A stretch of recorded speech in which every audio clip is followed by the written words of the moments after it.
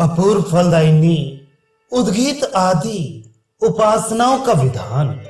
वेदांत दर्शन तीसरा अध्याय चौथा पाद 21वां सूत्र।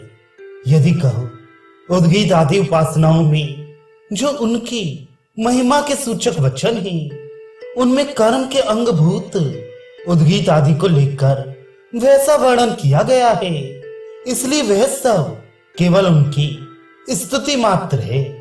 तो ऐसी बात नहीं है, क्योंकि वे उपासनाएं और उनके रसतमत्त आदि गुण अपूर्व हैं।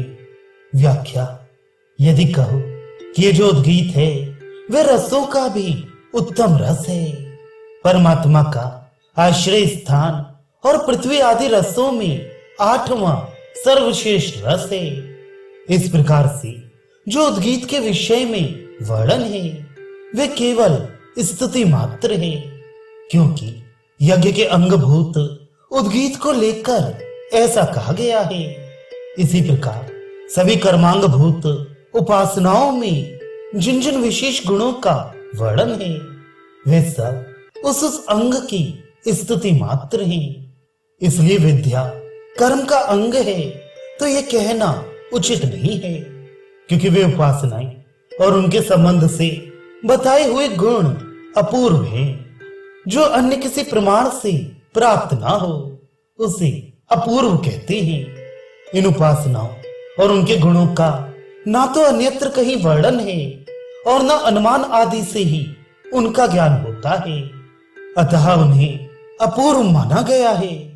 इसलिए यह कथन स्तुति के लिए नहीं, किंतु उद्गीत आदि को प्रतीक बनाकर उसमें उपास्य देव की भावना करने के लिए स्पष्ट प्रेरणा देने वाला विधि वाक्य है। अतः विद्या कर्म का अंग नहीं है। प्रकारांतर से इसी बात को पुष्ट करते हैं 22वां सूत्र।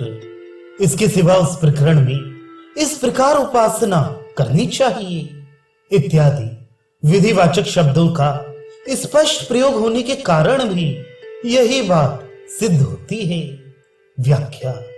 केवल अपूर्व होने से ही उसे विधि वाक्य माना जाता हो ऐसी बात नहीं है। उस प्रकरण में उद्गीत की उपासना करनी चाहिए, साम की उपासना करनी चाहिए इत्यादि रूप से अत्यंत स्पष्ट विधि सूचक शब्दों का प्रयोग भी है। जैसे उनकी अपूर्व विधि है, उसी प्रकार उन्होंने उपासनाओं का अपूर्व फल भी बतलाया गया है। इसलिए यह सिद्ध हुआ कि वे कथन कर्म के अंगभूत उद्गीत आदि की स्तुति के लिए नहीं है, उनको प्रतीक बनाकर उपासना का विधान करने के लिए है। और इसलिए विद्या कर्म का अंग नहीं है।